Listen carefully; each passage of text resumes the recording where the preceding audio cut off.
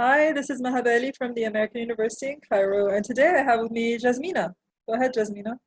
Hi, I'm Jasmina Najjar. I teach academic writing and technical communication at the American University of Beirut. So now we're going to move on to our second little exercise of the day, which is a collaborative literature review matrix. Now, I know to most people, if you tell them it's a literature review matrix, they're like, oh, yeah. But, literature review matrices can be really sexy, I think. So I think really, this particular activity, what's cool about it is it really helps to create a discourse community in class. Because we always talk about, the way in academic writing, it's important to have a discourse community, but the discourse community is always this distant entity in space, So this is actually a nice opportunity to kind of, bring it in and to give the, students an opportunity to feel what it's like to be in the discourse of community of a particular discipline. So, and, it's really useful kind of like as a preparation exercise ahead of maybe a class discussion where you're covering a particular topic and you've assigned maybe 3 or 4 articles, you have several readings.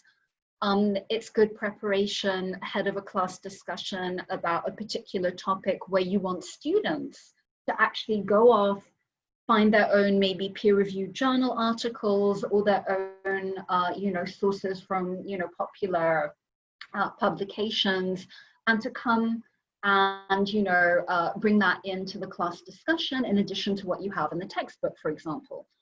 It's also good to do as a preparation when you want students to write a literature review that's part of maybe a research proposal or a research paper for the class.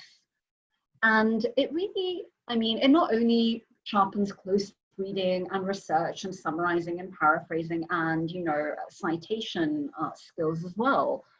But I think it encourages kind of, content mastery and also knowledge sharing, which I think is important. So it's actually pretty simple to set up. Again, you just need a shared editable Google Doc or whatever shared, editable document platform you like to use, or a wiki within your, LMS. And you just need to add a very basic literature review matrix table. And, you can have as many sources as you want. You can have, as many, main ideas as you want. And what Maha and I are going to do now is we're going to kind of show you what happens. So Can we edit this part? Let's edit this, the one in front of us now. So Maha and I are going to get busy.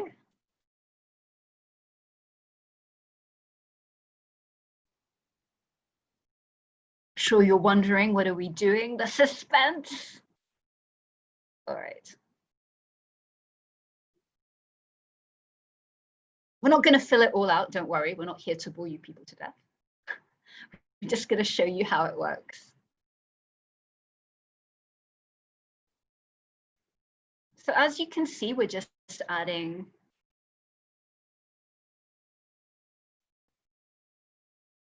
this is obviously a paper related to customer loyalty in e-commerce, an online context, and it's also about, the impact and influence of stakeholders in the digital age. We're adding. So obviously we don't type that fast. No, we don't. We are prepared. We are nerdy. We've done our research in the background.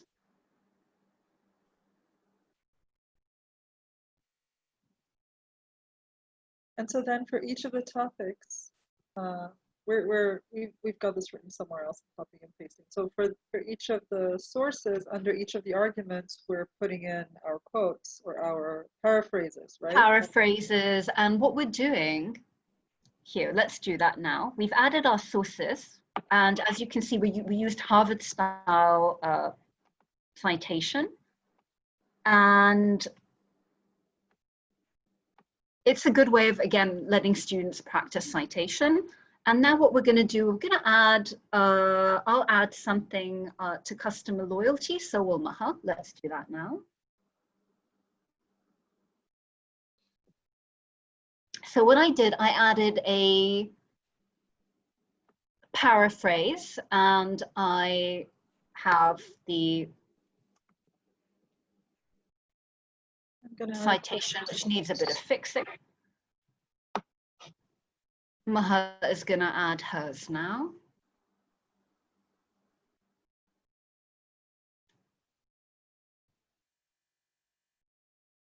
So Maha added a quotation.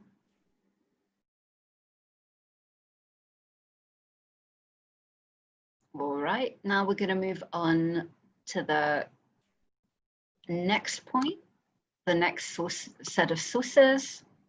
How do you divide the work between students? Is each student responsible for an argument or responsible for a source, or? Again, that depends. Remember, I talked about the variations. So it depends on how you decide to do that. If you are giving students free rein to find their own source and then bring it in, then yeah, they will, each one would have one source, they come, they bring it in. If let's say, and they add whatever relevant points are related to that particular one source that they have. If let's say you have students who are, you've told them these are the 3 articles that we're going to be reading ahead of our class discussion, and I want each student to add, I don't know, 3 main points from that particular article, from each article that has been read, or maybe 1 point from each article. It's really up to you to decide how you're going to divide up the work. But obviously you need to make it clear to students, if something has been said, do not restate it. And that they need to add, obviously, something new. Is that a bit clearer? Or? Yeah. I guess there's so many different ways you can do this. On what's important. Like in some classes, each student's bringing their own source, and so they could be reading different things. But if the content is actually relevant to your course and all of them have to read them anyway, then it's about each one being responsible for taking certain parts. Yeah, so maybe, for example, I've got my students, let's go down to stakeholders now. We're adding. I'm a good student. I already finished. You finished. Okay, so I finished now as well. So you can even, what I like to do as well, I like to keep the main ideas. It's up to you. For the main ideas, as an instructor, or you can, pinpoint the main ideas that you want, and you can fill them in yourself to kind of guide the class discussion or the literature review that will be used in, let's say, a research paper. Or you can leave it completely open and see what main ideas, the students can come up with based on, let's say, the 3 articles that you've given them to read. Yeah. Or based on the discussion. It feels like it would depend on how mature your students are and how much scaffolding they need. Maybe the first time you give it to them, and then the next time. This is one of the things about rhetoric and composition and freshman writing type courses, is that if you scaffold too much, when they get into the disciplines, nobody's scaffolding that for them. So it kind of makes sense to scaffold for them if they don't know how to do it, and then the next step, let them start to do it on their own now that they've seen how it's done, just to help them make that transfer. It seems obvious to us, but not always to students. Like, oh, if someone doesn't do that for me, do I still have to do it? I'm kind of like. No, it's a very good point. In fact, I think it would be good maybe like early on in the semester to do this, let's say, just ahead of a class discussion, make it a little bit, less, formal, you know, give students the 3 articles maybe, and then have the main ideas that you have set as, you know, as the teacher. And then, you know, once they've done the literature review, even have a discussion. Let's say, you know, if you were to do this, what main ideas would you have put? Is there anything you would have changed? You know, it's a very, I think it's a good add-on. And then, you know, ahead of maybe their research proposal, you know, let them come up with the main ideas. So I think, you know, you can definitely build on that. I love that. Is there anything you want to add? So for this particular, you know, exercise, it's just a matter of, you know, making sure what is expected of students on their end as a contribution. We kind of already discussed that. And again, I mean, this is an asynchronous activity because they need to go off and do their research. I mean, you know, so, you know, it can ultimately run for as long as you need. If you want to have it, maybe just give students 48 hours to do it. You want students to have a week to do it. It's really up to you. You can potentially, if students have all done the same readings, do it on a, you know, collaboratively on a Google Doc in class. But again, I like students to have like the time to think. Yes, exactly. And not have a gun to their head. You know, like, do this now, right? So that's it.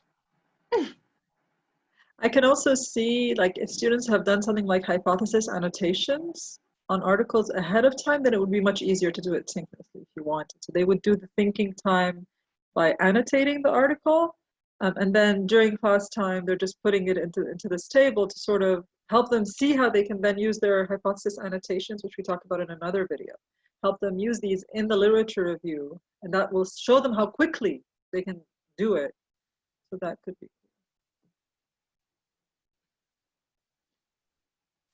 cool. Okay, thank you so much, Jasmina. Just give us your final word before we turn off recording. So I just want to tell everyone, you know, stay safe and good luck creating, you know, a nice sense of community in your classes. Thank you so much, Jasmina, for those wonderful ideas.